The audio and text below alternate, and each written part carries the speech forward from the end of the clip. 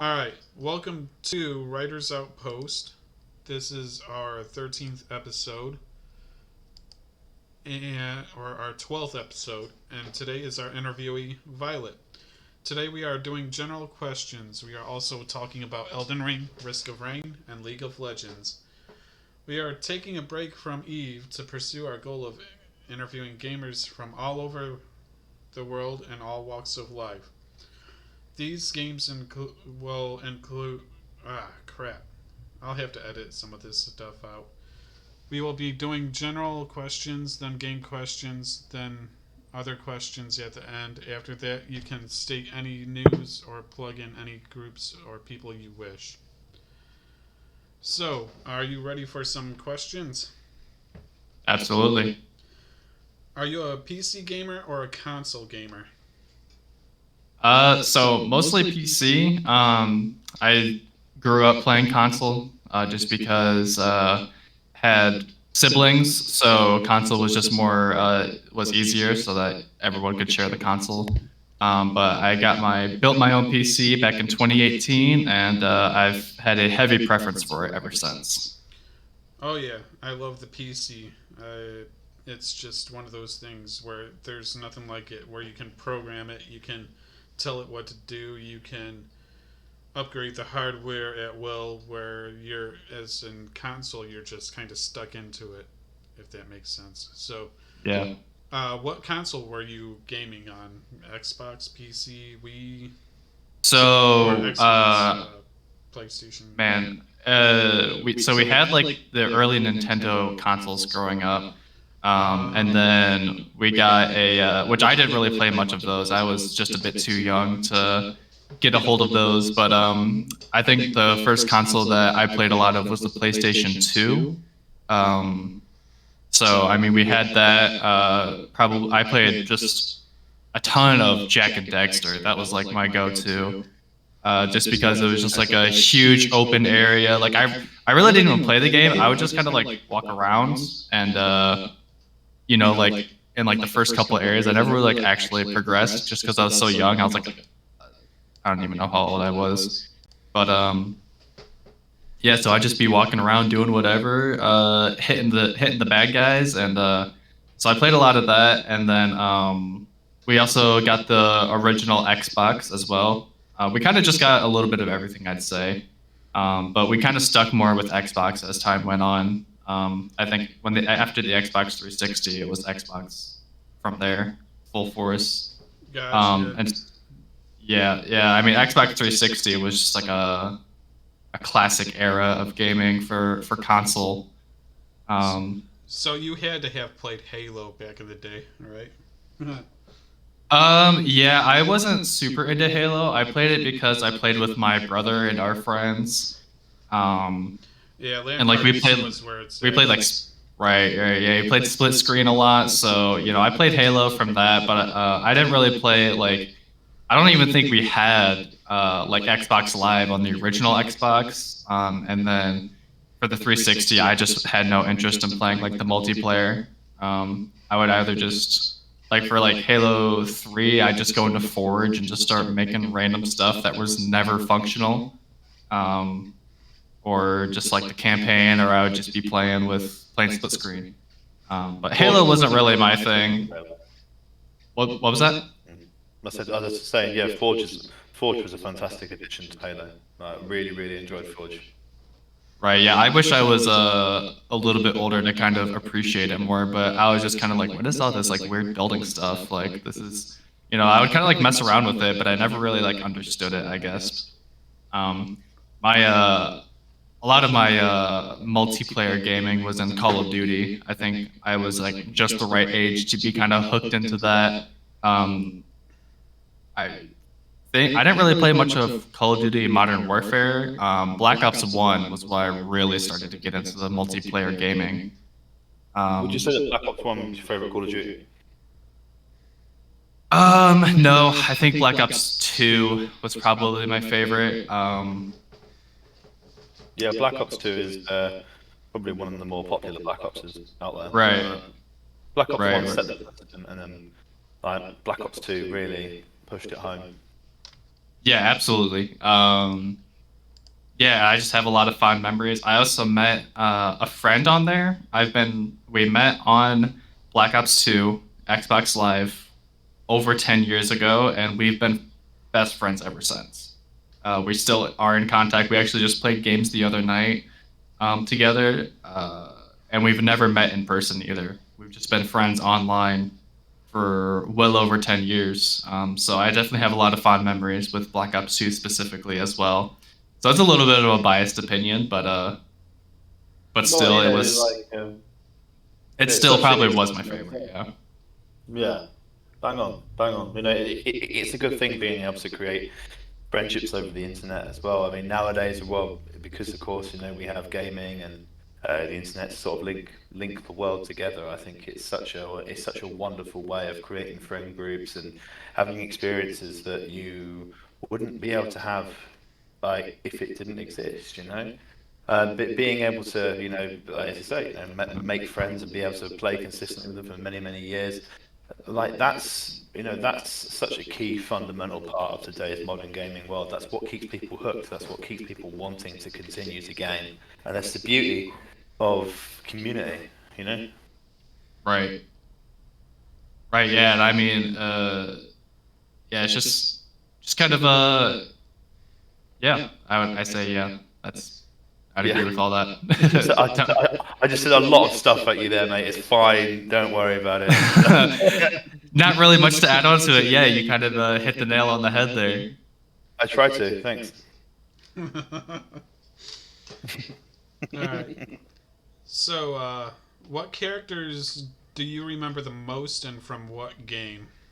I know you said Jack and Dexter was one of your go-to games, but what's that character that just kind of stood out to you, that kind of lasted in your head and you can't get them out, kind of thing? Or Ooh. Um, Characters that I remember the most. Yeah, no, Jack and Dexter was a big one. Crash Bandicoot was also a big one. I remember that game. Oh yeah. Again, just one of those games where I just kind of like I didn't really understand like the concept. I didn't like know what video games were really. I just knew I had a controller in my hand and I was making the pixels do the things. Right? But yeah, I mean, I wouldn't say that any characters really stood out over the years. I mean, like I said, I played a lot of Call of Duty and like character. I didn't really like care about the characters. I guess you could say like Captain Price was kind of cool and Ghost and Soap and whatever, but I wouldn't say they stood out necessarily. Alright, so let's go with Jack and Dexter then. How's that sound? Yeah. Alright, what's your favorite class or classes in most games? Like the Assault class, or the Healing class, or the DPS, or Rogue? What kind of classes do you generally like to... Yeah. So I typically go for a support role. If we're talking like video games, it's usually because my mechanics, especially on mouse and keyboard, aren't always the best. So the support classes are usually easier mechanically, and it's just easier for me to be able to pay attention without having to be able to pay attention to like the state of the game without having to like focus on so many things at once. I can just kind of chill back and be where I need to be. That's typically just like a support role in general. It's typically my go-to class. All right. So, how do you balance gaming with real life and your online life? I would say the balance is if I'm at home. Terribly. No, that's honestly kind of where I'm going with this. If I'm home, I'm doing something video game related, and if I'm not home, I am probably still thinking about video games. But I'm trying to do my best to focus on what I'm doing outside of video games and like doing in my like living a real life outside of it. But I think everyone here has that same mentality. Like, if I've been working or something like that, I'm always thinking about video games and stuff like that, where I can do better, what I can go with the most efficiency to do something, or what I just need to plan for my villagers in Worm Online, for instance, for the next day, you know? So, it's like, the games are always in my head, if that makes sense. Yeah, me too, and it's incredibly distracting. Especially because, like, with my job, I have to focus a lot on work specifically, but sometimes I can't. Sometimes, like, I'm just thinking about, like, I don't know, just whatever game that I'm hooked on at the time, I'm thinking about that game, and pretty much the same thing you said, like, what I could be doing better or whatnot, or what my game plan for the next time I sit down and play is, like, yeah. It's hard to break out of it. So, Charlie, do you have any questions at this time? Yeah, well, I was just going to add on to that point there. Like, personally, for me, like I hate leaving things unfinished in video games. Like, I'm a big World of Warcraft gamer, and if I'm like in the middle of a quest line or I've got a grind that I need to do, like it will take up pretty much what it feels like 90% of my concentration. Just sort of, well, just it's there in my mind ticking away. Like, oh, you know, you got to complete this. So yeah, I completely get that. Like, you know, video games it's the all-consuming more, you know. Like, yeah, definitely. All right. What are some qualities you need and would like to have in a single-player game, such as, like, do you want shooter games? Do you want crafting games? Do you want a mix of both, kind of thing? What kind of qualities do you want? Single player games, I typically prefer like a third person style. I like a good balance of like platforming and exploring. A good like platforming like level per se, like not the whole game being platforming, but just like certain levels having like good, well crafted platforming elements are something that really hook me into a game. Especially single player. Because if I'm just like walking, then things get kind of boring. There needs to be some sort of like movement involved, and it doesn't have to be super fast paced either. Like for instance, would you say that games like Crash Bandicoot and Spyro and whatnot, that's sort of your games? Right? Yeah. I mean that's the games that I always played as a kid, like Jack and Dexter, Spyro, Crash Bandicoot. Like those are the games that really got me going. Like if I was playing like a streamlined experience when I was a kid, I usually got bored really fast. But if the game gave me just like a little bit of freedom, like even just a little bit, like open area, let's say, then that was enough to kind of get me going and looking around and seeing what I could do, and having different encounters, like using the same enemies but giving them to me in different encounters. That makes it kind of like a puzzle almost. Yeah, absolutely. I remember sort of going off that freedom aspect. I like, especially in the Call of Duty campaigns, moving sort of into the most recent games, they've tried to go a lot more open world, and some people like that, some people don't. It's that freedom aspect in gaming which is really important for like either keeping a player base or changing it up completely and getting a new player base. You know, there's so many like open world games now that what's your thoughts on like how the open world gaming aspect combined with an FPS shooter kind of like combines? Like, what's your thoughts there? So it's a very interesting concept, and I feel like with how like COD and Halo have all been structured over their lifetimes up until now, it would take some creativity to kind of make it feel natural.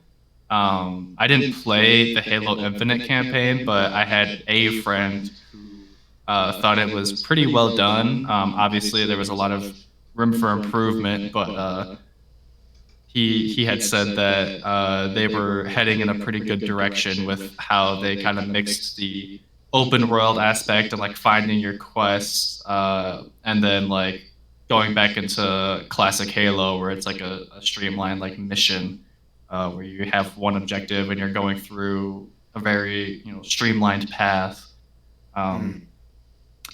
But then going back into an open world and like having some random encounters and stuff, and like having like weird side objectives that are just kind of like laid all around the map. And so it definitely would take some creativity to kind of make those two genres combined. But it would be very interesting, and that would I would definitely be interested in playing a game that did it well.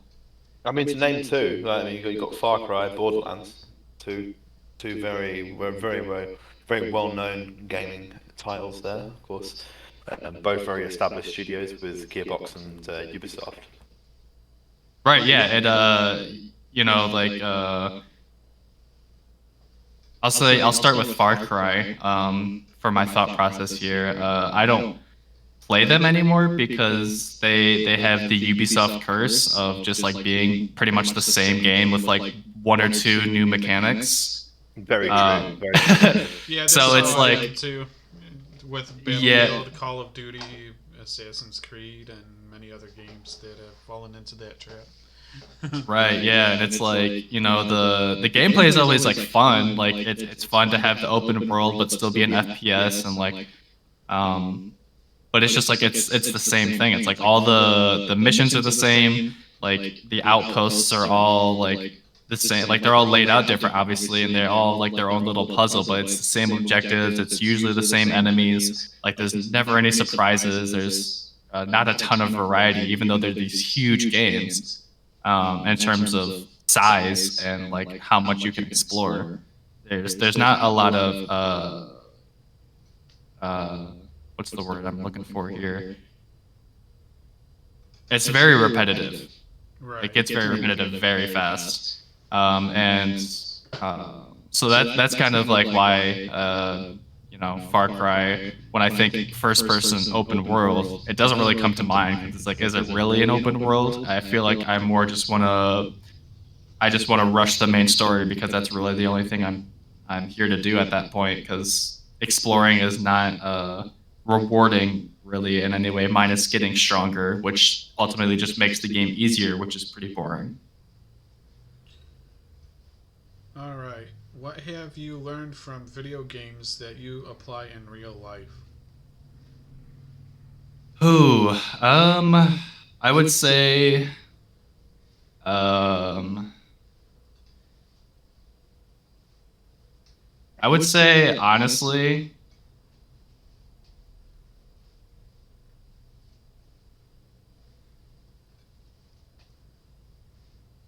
not much. Don't stand in the shit, eh? What was that? For one, don't stand in the shit. Yeah.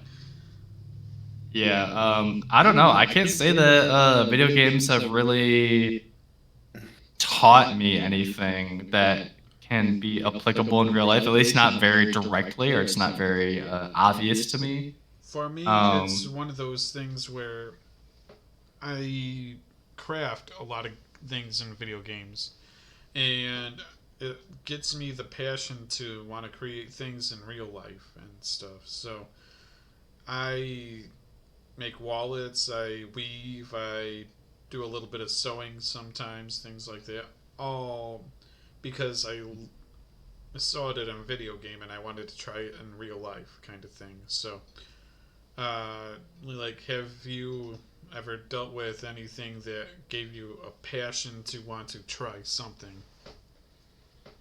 No, I can't say that I've had an experience like that. Video games typically, growing up at least, were my escape. So I very much dissociated from real life when I was playing video games. And then nowadays, I mean, video games are just something that, I play because I enjoy them, and I have a couple of games that really that I just really like playing, so I play them, and I decompress and just get ready for the next day, pretty much. So yeah, there's nothing like taking survival techniques and skills from Minecraft, eh? right, yeah. Like when I walk outside, I'm first thing I'm thinking to myself is, what happens if a creeper walks up to me? Like, what do I Yeah. do? If I look at a tree nowadays, I just automatically want to knock it out. It's Yeah, so just like start boxing it. Yeah, that's yeah, always my absolutely. first thought. Yeah. Come at me, trees. So, are you usually the good guy or the bad guy in video games? If you Oh, have I'm to always the good guy. Yeah, it's really hard to be the bad guy in video games sometimes. I'm like, I really want to be the bad guy at times, but sometimes it's just like you get so many good rewards for being good that it's like, do I really want to go that route? Yeah, that seems to be a pretty common theme when games give you the option to be evil. Um, I think a very good example for that in recent gaming is Baldur's Gate 3. You can be evil, but at least from what I've heard, I haven't played an evil playthrough, but from what I've seen, that the rewards are significantly less for going the evil route um, in that game rather than just playing the game as the good guys, which is kind of the direction that the devs want you to go in, but it's not intended to go. Like, obviously, they give you the option to kill all the good NPCs, but then you kill all the good NPCs and you lose a lot of, like, not only rewards, but like quest lines and stuff. Like, you kill all the NPCs that give you quest lines, which add to a game like Baldur's Gate, which is very like narrative oriented. Have you ever played the Elder Scrolls or any of those types of games? Oh yeah. I played the shit out of Skyrim. It's by far my most played game. Yeah, it's Even one of my, or Morrowind was one of my favorites because you hit the gladiators arena and stuff like that. And there was just so many options you can do. You could kill all the good people, you could kill all the bad people, and you could see the world unravel before you. Kind of like in Baldur's Gate. I don't know Baldur's Gate too well though, so. right, yeah. So I tried Morrowind a couple of years ago, probably like 4 or 5 years ago, and I just couldn't. Well, first of all, I tried it on console, so it's like I couldn't mod it or anything to make it a more enjoyable experience. I had to play it, how Bethesda intended, so to say, which I think we all know how Bethesda intends their games to play, and it's never a clean experience. Starfield, for instance, right? Right, yeah. But I played a lot of Oblivion, and I think Oblivion is kind of what got me into the fully open world genre, like the RPG genre. Um, I played that probably when I was like 8 or 9 years old. Well, yeah, because the game came out in 2006, so I probably played about somewhere between 7 and 9, and I was playing freaking Oblivion and killing goblins and stuff, and just again one of those games where I didn't really know the concept, I didn't understand what I was doing, but I had a lot of fun. And especially with a game like Oblivion, where it's completely open world and you can go do whatever you want, like there was just so many things to keep my attention up until Skyrim came out, and then that's when I really like I was a little older, so I could appreciate the game for what it was, and that's oh man, I fell into a hole. I had a friend over who played it when I played it for the first time, and we were up until probably like 4 a.m. Well, honestly, we stayed up all night, but at some point we started taking turns sleeping while the other one played the game. Like that's how hooked we were on it, and I just played that game so much. I've purchased it on every platform now except for what is it? There's one platform that I haven't bought on, but probably like the newest generation Xbox or the new gen consoles are the obvious answer. But I thought there was one more. But I played it on Xbox 360, Xbox One, Xbox One X. What was the one after one? There was one more, I think. I don't remember, but I bought it on PlayStation 3 and 4. I bought it on the Switch. I bought it for PC. Like I played it a lot. And consecutively, I have to have like probably like 3,000 hours in it at least. And that have you ever played VR? I've not done VR. No, I get motion sick. So oh, you get motion sickness? Because I was gonna say I got that on VR and stuff. So if you ever wanted to try that out, let me know. Yeah, I get motion sick, so VR is not really my thing. It would be interesting to go in there, especially if like the experience is like immersive as VR is supposed to be, like as immersive as VR is like intended to be. Then yeah, that'd be pretty cool. Right. All right. So we're getting ready to get on to the games that we're going to talk about today. And our first one is Elden Ring. Do you want to do a review on that game at the moment, or do you just want to answer questions on it? Yeah, I can do a quick overview of Elden Ring. So, Elden Ring is the newest title. Well, not actually the newest title, but the newest Souls-like, I guess, from FromSoft Games.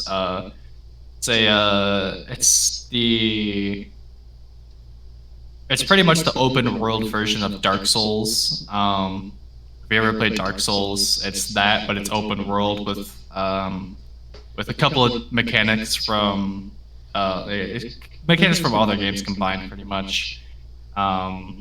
So it's one of those games that's very difficult. It has a pretty relatively high skill. I wouldn't say a high skill ceiling, but a relatively high skill, or a skill floor, I should say, because it's kind of hard to get into if you've never played the genre, which I am actually not super well versed in. I never really played the Dark Souls games when I was younger. They were too hard, so I never played them. So Elden Ring was actually the first one, but yeah, it's just an open world RPG. You go in, you kill the bosses, walk around, you collect your gear and upgrade your gear. You can level up, and it has like a permadeath system. So you have a currency, which is typically called souls for the Dark Souls, or it's called runes in Elden Ring. When you kill an enemy, you get X amount of souls based on how based on the enemy, essentially. And then if you die, you have to go retrieve them. And if you die before you retrieve them, you lose all of those runes. So it's got like a cool permadeath system that adds an extra layer of difficulty to the game. All right. But yeah, that's Elden Ring. All right, Charlie, do you have any questions before we start? So just across the board, I've heard quite a lot of good things about Elden Ring. I know that it's quite a streaming favourite with quite a lot of quite big streamers. What do you think the streaming qualities are with Elden Ring? So it's a good stream game because probably mostly because it makes people rage, and people raging online is really funny to viewers. So people just get so mad, and it's very like stress inducing game. So it makes sense that it makes people rage. I mean, I feel like even a freaking like monk could play Elden Ring and they'd lose their shit after like a half hour trying to beat a boss that they can't beat, because it gets pretty stressful. But that's probably like the key thing. But also, FromSoft is just such a renowned and development team and studio. Their games are always just so well crafted. They always put so much thought. It's like they are a next level RPG. Or Dark Souls is like a next level RPG series, and Elden Ring just takes it even further. And then right now, you probably see a lot of people streaming it because they just released their first DLC, for the game, which DLC for FromSoft games in general are well known for being even better than their base game content, which I've played some of the DLC, and I would say I have to agree for the most part. Yeah, fair enough. Makes perfect sense. I'm just going down my my sort of the channels in which I follow on Twitch right here, and there's a few channels which immediately are currently streaming Elden Ring, and so it's interesting that so that's sort of the nature of my question, because of course it's obviously quite popular, and of course if you say it's Souls-like, gets people raging. I mean, that's also a fantastic quality in the game, because it keeps the player base wanting more, and it keeps you as a player wanting more as well. Yeah, for sure. Yeah. What do you think of the gray system? Only a couple of other games I know use that method, such as Black Desert or The Witcher in certain instances. So the gray system is really what it is. It's used in every FromSoft game minus the Armored Core series. The Armored Core series is completely different from the typical Souls-likes that they usually create, but it's just a system where it kind of gives some leeway to their whole permadeath system.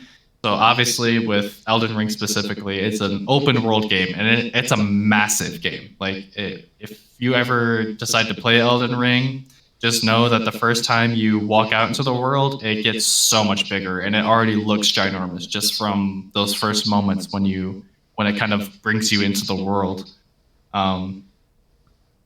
But so with that being said, the grace system is kind of just like fast travel points, essentially in Elden Ring, but in the Dark Souls and Sekiro and Bloodborne, which are two like offshoots that are more unique or slightly different than the typical formula for their Dark Souls games, where it's kind of like checkpoints almost. In those games, but in Elden Ring, it's more just fast travel points, and it's done really well. Like, there's plenty of them, but it's also not so much that you're finding them every like 10 feet. They kind of have them in pretty good places to make it so it's like it still gives you the same feeling that you did back in the other games, where like I said, the other games, it was more like a checkpoint. So like once you found it, you had probably just been battling through your way through not hordes of enemies, but lots of enemies, and you're very stressed out. You're probably low on your heals, and we can get more into the healing and all that later if it comes up, but you're probably low on your healing flasks, and then lo and behold, after 15, 20, 30, maybe even over an hour of exploring and walking around and being scared for your life, you find a checkpoint, and it's like a holy grail. So it's still in Elden Ring. The grace system still kind of gives that to a certain extent. It just kind of depends on how you're playing the game, I guess, but it's done pretty well. What do you think about the combat system? So the combat system, I mean, the combat is like the main draw for any FromSoft game. And that just goes to show for Elden Ring. I mean, it's very clean. It's incredibly satisfying. It's super versatile. So there's typically a couple of different routes that people go based on your play style and what kind of weapons kind of draw your eye. So there's like strength builds, which you typically have like a sword and shield, or you have a big sword, or in Elden Ring, you can have two big swords and carry them in each hand. You have like a dexterity, so like if you have like a spear or a katana, or some sort of like flail or other weird looking weapon that might like take some dexterity to wield. You have your dexterity builds, and they're all the different types of routes that you can go are very unique and take their own kind of approach to fighting enemies, and especially the bosses. So the combat system is, I mean, it's it's been probably like I can't say for sure because like I said, I haven't played through all of the other games, but just from the general community sense, it's probably close to perfected in terms of like the Dark Souls combat that FromSoft has going. Because they've added some extra stuff as well, like on the bosses you can do something called riposte, which if you get like an invisible stagger bar up to a certain point, I mean, there's multiple ways to do it now with jump attacks and heavy attacks, and there's also like a bunch of debuffs that you can give as well, and it's just all very well rounded. It's very crisp, and it's very satisfying once you kind of figure it out. What was your favorite boss fight? Favorite boss fight was probably Millennia, which is a very notorious boss fight in Elden Ring.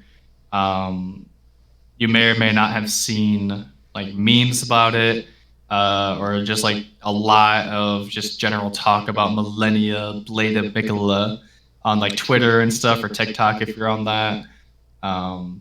It's because she's a very, very challenging boss, and she's also completely optional. So, like in Elden Ring, there's certain bosses that you have to fight to continue the main quest line. Millennia is completely optional. You don't have to fight her to beat the game, but she's probably one of, if not the hardest boss in the entire game to beat. She's just a very enjoyable experience to be put to the test, because she's you find her fairly late into the game. She's probably one of the last bosses you're fighting, and at least for like the story bosses, she's on the tail end of the list, and so if you're playing for the first time, like if you're going through your first playthrough, you've probably fought so many bosses and you worked really hard to build up your character. And then pretty much no matter what, at least on your first playthrough, you're going to get your shit rocked. I mean, she's just crazy. Like she just is super challenging, but also it's very fair. Like you can feel it's very fair as well, which is, at least most of the time, you kind of like it's fair it's fair for the most part, but also these Dark Souls games, and especially Elden Ring, have some minor flaws in like how their AI works, but for the most part, it's just like Millennia is fucking awesome. It reminds me of you played Fallen Order, Jedi Fallen Order.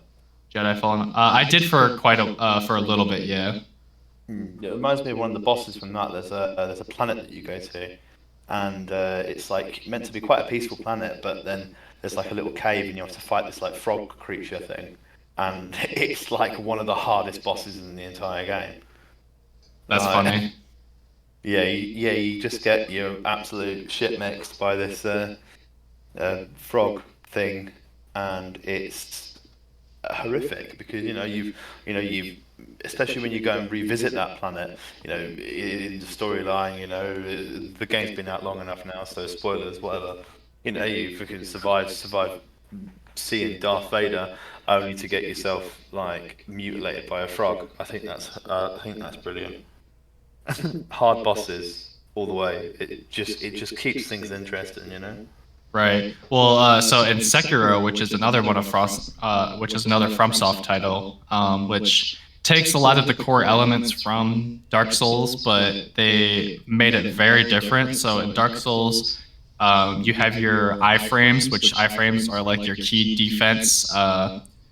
If no one knows, or if some people don't know what iframes are, it's where when you do your roll, when you do like a roll, you have 1 or 2 frames where you're completely invulnerable. So when a boss is about to hit you, or when an enemy in general is about to hit you, you roll and then you don't take any damage, pretty much no matter what. So instead of being more like dodge and iframe based, Sekiro is completely parry. So you're like a shinobi, and you have your sword, and your main defense is parrying, rather than dodge rolling and using iframes, which there still are iframes and dodging and stuff, but it's not nearly as effective. You definitely have to get good with your timing and parrying, and it's very satisfying. I could never get into it because my timing is shit. um, and sometimes reading the attacks when they're coming so fast is pretty hard. So, but regardless, what I'm getting at is in Sekiro, like I said, it's very parry based, and another completely optional boss is like this giant headless gorilla that you kind of run into if you're wandering around and you go off the beaten path. It's just a huge headless gorilla, which obviously you can't parry a fucking giant gorilla, so you have to pretty much go through a battle of attrition with this gorilla in order to beat it. That's another very notorious boss fight in Sekiro. So that kind of Notorious boss fights always stick with you, don't they? Like they're always keep on thinking about that game. I think most likely the reason why games put them in the first place, they want to put a boss that seems unbeatable. Seems like you're going to spend a good few hours just grinding over the small little tactics, especially when it comes to timing stuff as well. Like being able to dodge out the way, especially in a Souls-like game. You're gonna get frustrated. You're gonna want to put your controller through the screen. Absolutely. Yeah. All right. What do you think of the map system? Having to put the map together. So I kind of touched on that a little bit about how huge the map is, but it's like when you're first playing the game, it's a breathtaking experience. Kind of like just discovering how big the world really is, because like you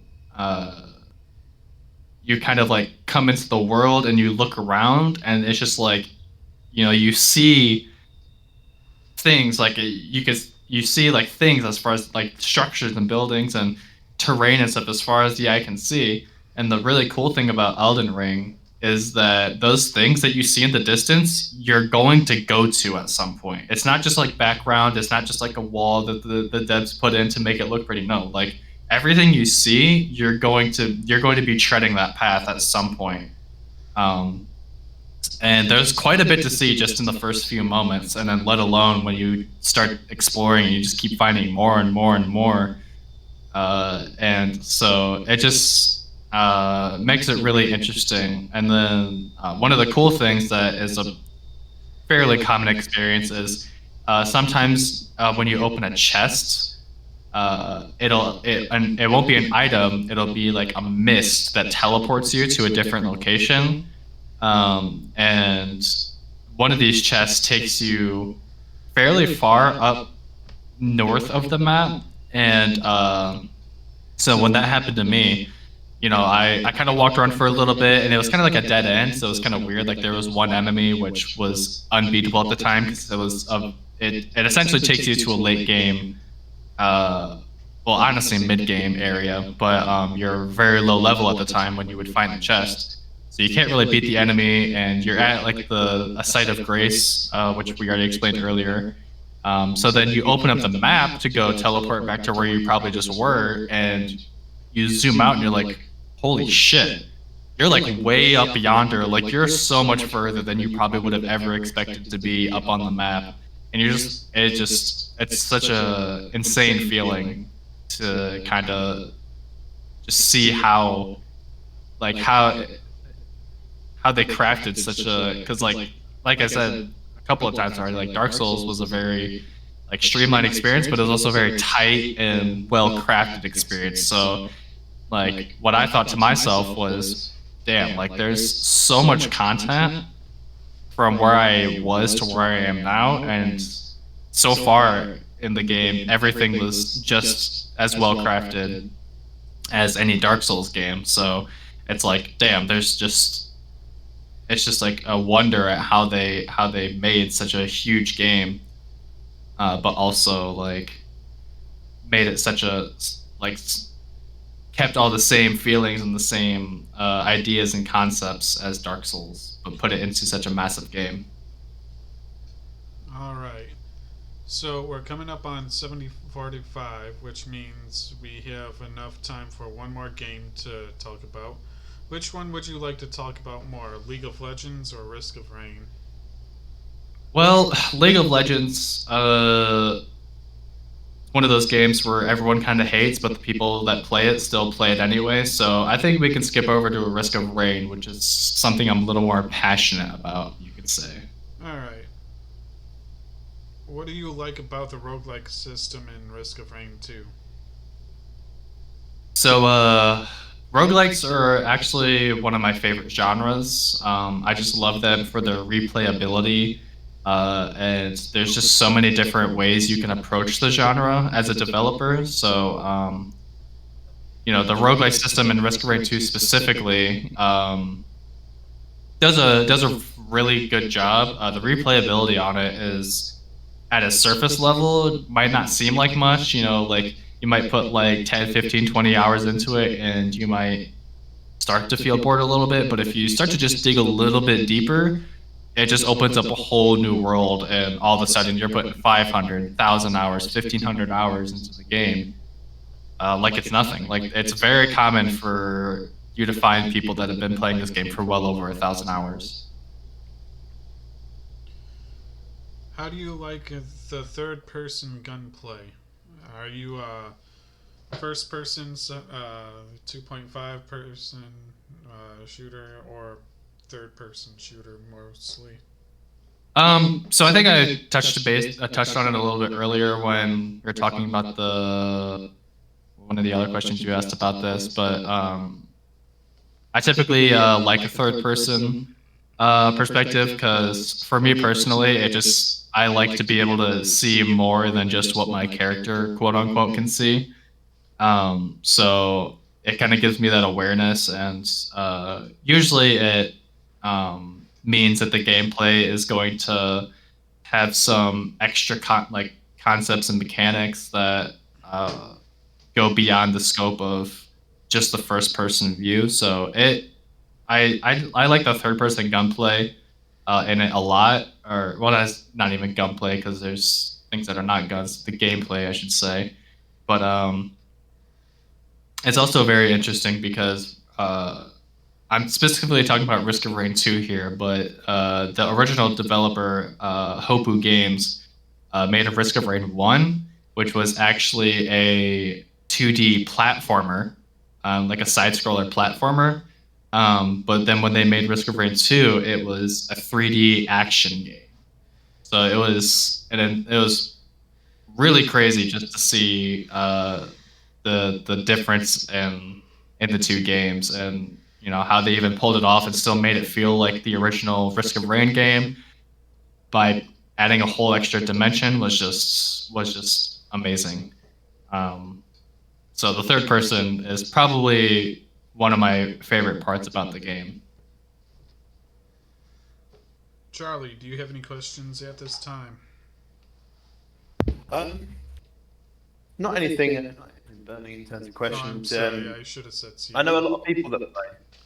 I know a lot of people that play League of Legends, and it can get its competitive scene is quite well recognised anyway. What would you say that the League of Legends does for the competitive gaming market in general, when it comes to that side of things?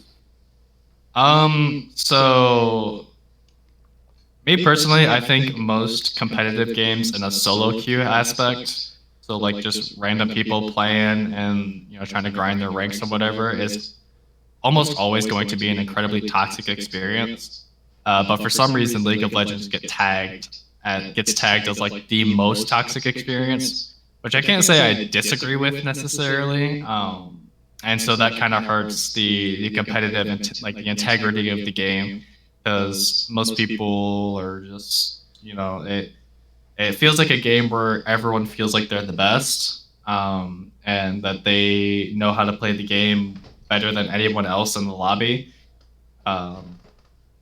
And I've kind of fallen into that hole sometimes too. I don't know what it is about League, but it like literally changes your brain chemistry to make you think that you're like a pro player or something, or like that you know everything about the game and that you're the best or whatever. So it's pretty easy to fall into that hole. But when you're not in that and you have someone else in that, it just ruins the whole experience. Um, so what it does for the competitive scene as a whole, I would say that League in its current state kind of like just is like a sore on in the competitive scene for gaming right now.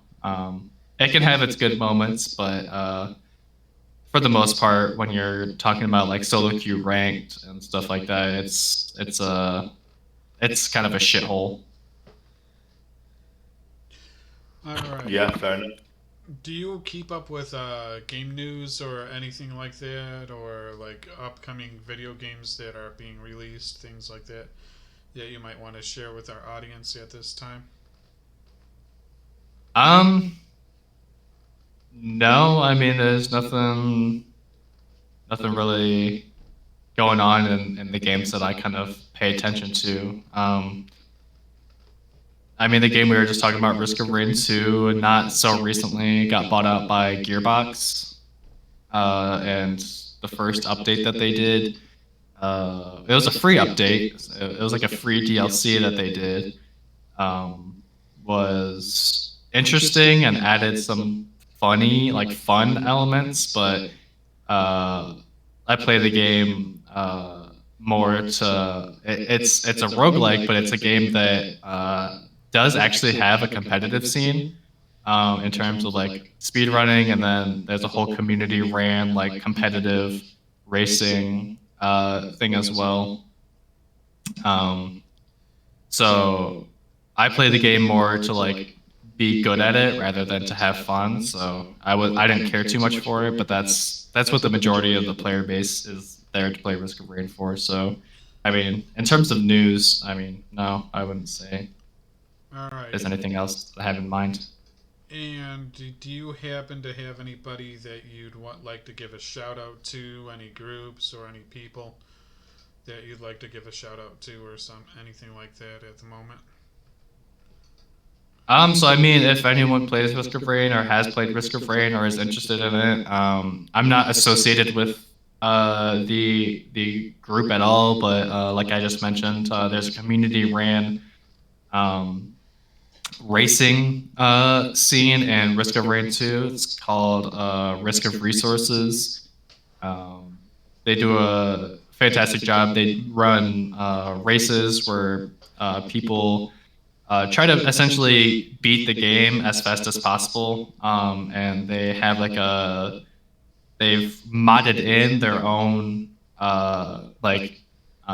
no death, they remove the death from it. So obviously it's a roguelike, so when you die and restart, they kind of modded in their own version of the game, like death system, to make it so that it incorporates well with the racing aspect of it.